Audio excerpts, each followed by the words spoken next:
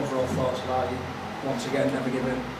Yeah, as always, like you say, they never give in, do they? And there's some really positive things in particular Sam Hill. I were really pleased to give him his debut, and then I thought he performed brilliantly. We trained our team run on Wednesday, and I think 7:30, 8 o'clock. I rang him and told him to get changed out of his decorating gear and come down to training for his first training session, and then he's turned in a performance like that. That's fantastic. So really pleased for him. Really pleased that Nathan Connell got over the whitewash at the end. That's just a reward for his performances and the reception he got as well. I think the fans appreciated what he did, and it probably reflected the effort. That there was a bit of an outpouring of emotion, I think, at that point, weren't there? But in reality, when the game started, Wigan scored 4 tries in that first half, a misread and 3 transition tries. We look at the back at them transition tries and be annoyed at ourselves, really. So probably we found ourselves in a battle, and we worked hard to get in that battle. So to let Wigan score them sort of tries was disappointing from our part, but.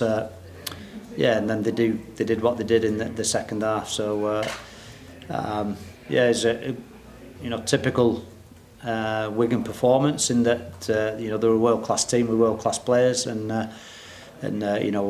respect goes to them for getting a professional job done. But like you said, we had to do. You mentioned the round of applause and how the fans got behind when you scored the try. With the troubles you're going through, what's it like having that kind of support? Because they're going to be with you. Yeah, I mean, I said it before the game. I was just chatting, and I was watching the boys warm up, and there's a small bunch of loud and loyal Salford fans at that end. They're just really encouraging our boys, and to me that's the motivation. If I've got that Salford shirt on and I'm playing, I'm doing everything for them fans. That's motivating me, and so the effect that they have, however many there are in numbers, is unbelievable.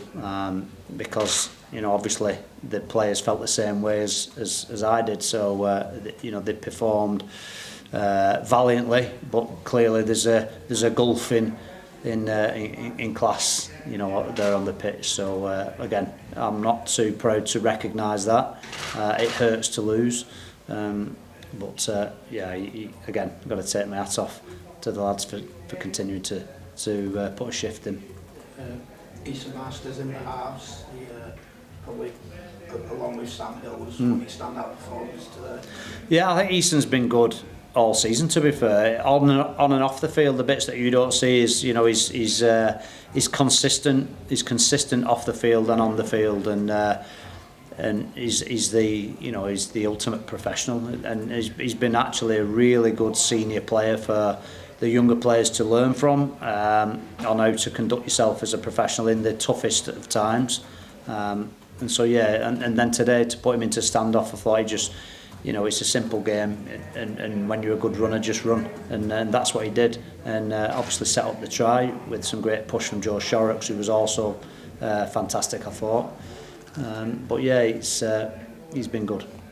Was Nene like withdrawal?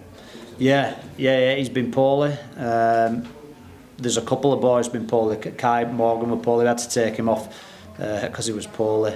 Shorrocks himself were poorly. He weren't there on Wednesday either.